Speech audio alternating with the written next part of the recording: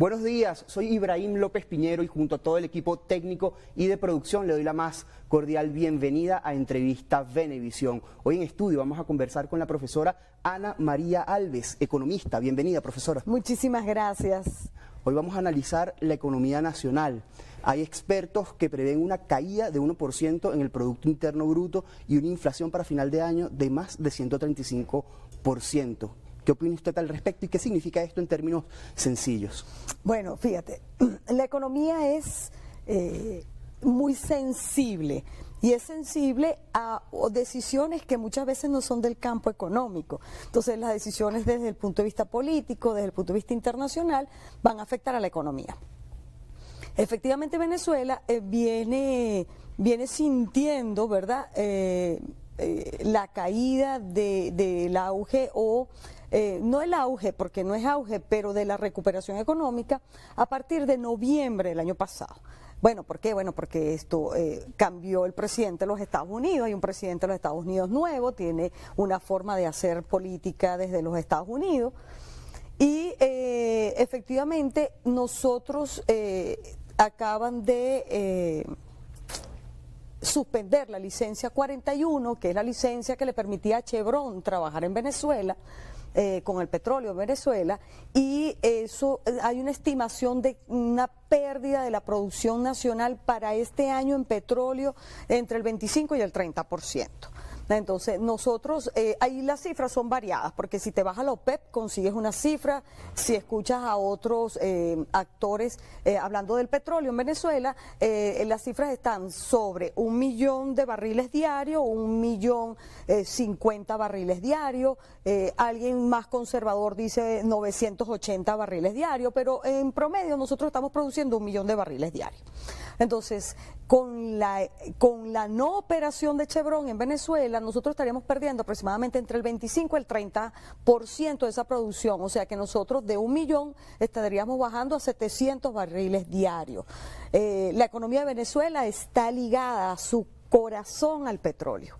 Y esa es una realidad que nosotros tenemos que entender, pues. ¿Va a haber menos dinero para sueldos y salarios, por ejemplo? Bueno, el tema del sueldo y salario es un tema muy complejo, ¿no? A veces cuando uno habla, estos son temas que se vuelven así como difíciles, pero ¿por qué se vuelven difíciles?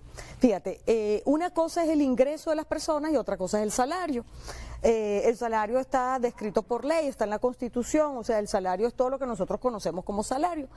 ¿Qué ocurre? Que el salario, como es un paquete completo, entonces son las prestaciones, vacaciones, antigüedad, o sea, todo eso. Entonces, cuando tú tocas el salario, tú estás tocando todo eso, prestaciones, vacaciones, antigüedad, o sea, tú estás tocando todo eso. Entonces, no es solamente subir el sueldo de manera inmediata por quincena, sino que tienes que hacer el cálculo de todo eso. Entonces, ¿qué opción ha tomado el gobierno? Bueno, mira, esto no puedo con esos pasivos, no puedo asumir porque la gente no lo comprende. Si, por ejemplo, tú dices, bueno, mira, sí, voy a subir el sueldo y salario, por ejemplo, de los trabajadores públicos a $300, y una persona tiene 10 años, ¿verdad? Saca su cuenta y dice, nada, yo me retiro y retiro $3.000, ¿ok? Y así vas por todas las personas. Entonces no tienes la capacidad de asumir esos pasivos. O sea, eso es lo que ocurre. Entonces, por la vía del ingreso, a través de un bono de guerra económico, a través de todo eso, esto tratas de mejorar la capacidad de compra de la gente.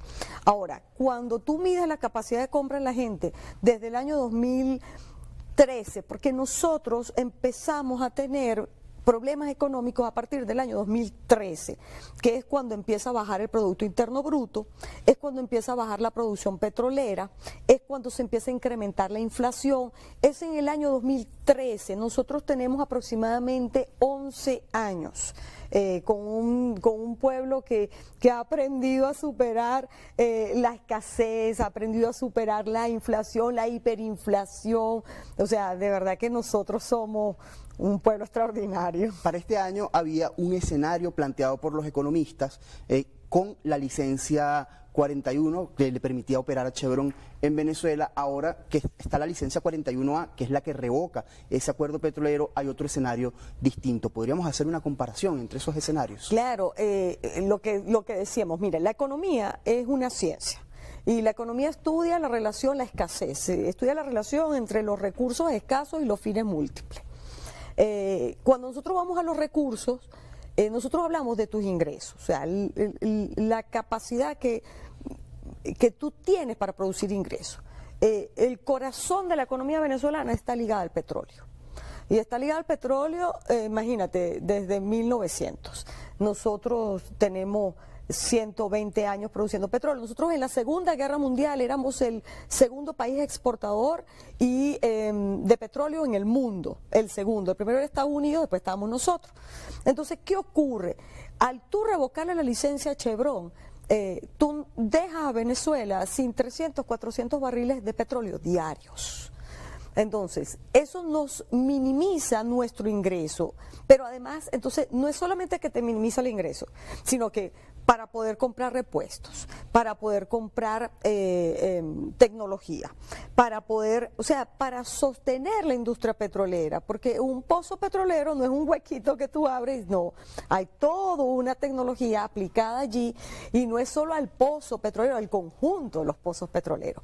Entonces, en el momento en que tú me quitas, porque me quitas la licencia 41 que permitía a Chevron operar en Venezuela, tú estás lesionando el ingreso nacional y la capacidad de recuperación de la industria petrolera. Desde octubre del año pasado, el Banco Central de Venezuela ha venido interviniendo menos el mercado nacional, el mercado de divisas. Esto es, que inyecta menos divisas a la economía nacional. Eso ha permitido que el tipo de cambio se vaya, digamos, deslizando y hay una brecha ahorita importante entre el dólar del Banco Central de Venezuela y el dólar paralelo. ¿Cuáles son las consecuencias para la economía? ¿Por qué ocurre esto? Fíjate, efectivamente, como te decía, ¿no? Uno empezó a sentir una economía que en Venezuela que empieza a cambiar, que ese impulso que habíamos agarrado empieza a disminuir, producto de las elecciones en noviembre en Estados Unidos. Eso genera expectativas y las expectativas, bueno, nada, pues los actores se van ajustando al mercado. Efectivamente, el Banco Central, las intervenciones que hace en el mercado de dólares han ido disminuyendo y nosotros, la economía venezolana necesita dólares. O sea, la economía de todos los países necesitan divisas para poder intercambiar en el mercado internacional, ¿no? Entonces, Banco Central hace un gran esfuerzo en hacer la colocación de dólares en el mercado para bajar el precio, porque a medida ellos aplican el mecanismo oferta y demanda, entonces mientras más ofertas hace Banco Central, la capacidad de que el precio se sostenga. Sin embargo, ha sido muy difícil. Nosotros estamos viendo un dólar de octubre, noviembre, que estaba, no sé, no lo recuerdo ahorita, 50, un poquito menos de 50, 46, y ya vamos en 56, ¿no? Entonces, ¿qué pudiese pasar con ese mercado de divisas este año? Yo no me atrevo a predecirlo.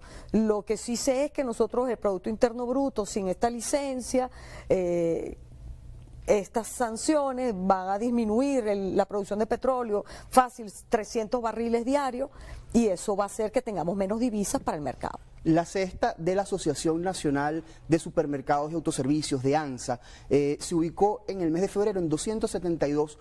Esta cesta de ANSA es para una familia de 4 personas durante un mes, incluye proteínas, vegetales, frutas, verduras, productos de limpieza. ¿Tienen los venezolanos para pagar esos $272 mensuales? No, lo que pasa es que, claro, ANSA, ese monto es un monto familiar.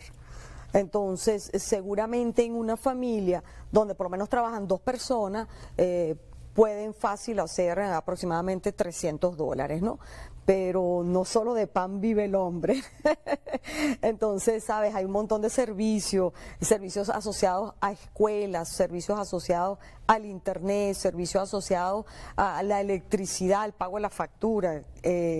Entonces, no solo de pan vive el hombre, dos personas trabajando en un hogar pueden generar fácilmente. Yo tengo aquí una cifra, nosotros hablábamos antes de entrar al programa, y estas cifras para mí son bien interesantes. Yo saqué los datos del Banco Mundial, y Venezuela en el año 2010 tenía un ingreso per cápita, o sea, un ingreso por persona de 11.834 dólares.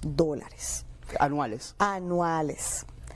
En el año 2010, nosotros empezamos a tener la caída del Producto Interno Bruto en el año 2013. Ahí fue donde empezó a caer. Y en el año 2022, el ingreso per cápita en Venezuela anual, que era de 11.800, bajó a 2.300. Entonces, ¿qué te quiere decir a ti esta cifra? Bueno, sí, que el venezolano no tiene capacidad de consumo. O su capacidad de consumo está minimizada, pues, a lo escasamente alimento, escasamente medicina, escasamente algunos servicios, algunas cosas, ¿no? Entonces, que hay probabilidades, yo siempre he dicho que es posible hacer las cosas, y en la economía es posible hacer mucho, hay que ser creativo, hay que hacer cosas. Entonces, tú puedes, por ejemplo, subir el salario mínimo, sobre todo el de los pensionados, del seguro social, tú lo puedes subir, de repente no lo subes en dólares, porque no tienes la capacidad de muchos pasivos. Bueno, súbelo en bolívares y lleva el sueldo mínimo de los pensionados a 300, 400 bolívares. Nosotros sabemos que 400 bolívares no son en dólares significativo. Bueno, pero te va a ayudar a que ese pensionado, si viven dos personas que son de la tercera edad y están pensionadas, va a permitirles comprar el pan, esto, aquello, o sea, algunas otras cosas que no lo puedes hacer con 130 porque te quedas como atrapado. Quiero subir en dólares, no, súbelo en bolívares. Muy brevemente, porque ya casi se nos acaba el tiempo, ¿qué debería hacer el Estado venezolano para mejorar su situación en este contexto que hemos descrito en la entrevista? Lo que nos queda a nosotros es, bueno, nosotros tenemos una larga trayectoria de adaptarnos a las circunstancias, y bueno, lo que le queda es seguir vendiendo petróleo, seguir produciendo petróleo, tratar de subsanar esos 300, 400 barriles que no los va a poder producir Chevron. Y bueno, nada, tienes que ir a los mercados internacionales, que ese es donde está el problema, tienes que empezar a vender con descuentos. Entonces, cuando vendes con descuentos, si un barril es de $65 el barril, entonces tienes que aplicarles descuentos, porque además los mercados internacionales son muy leoninos, entonces te quieren descuentos de 40, 45%. Bueno, vas a tener que caminar por ese camino espinoso que tuvimos que caminar todos los venezolanos, porque la crisis nos pega a todos los venezolanos, y bueno, vamos a tener que caminar por ventas con descuento, vamos a tener que hacer inclusive transbordos en alta mar, para venderle inclusive a los mismos clientes que tenemos ahorita. Gracias por habernos acompañado, profesora. Bueno, muchísimas gracias, complacida de estar aquí con ustedes. Ana María Alves, economista y docente universitaria. Quédese con nosotros, más adelante vamos a conversar también sobre el tema de las sanciones y su efecto en la economía con el economista Jesús Palacios. Ya venimos.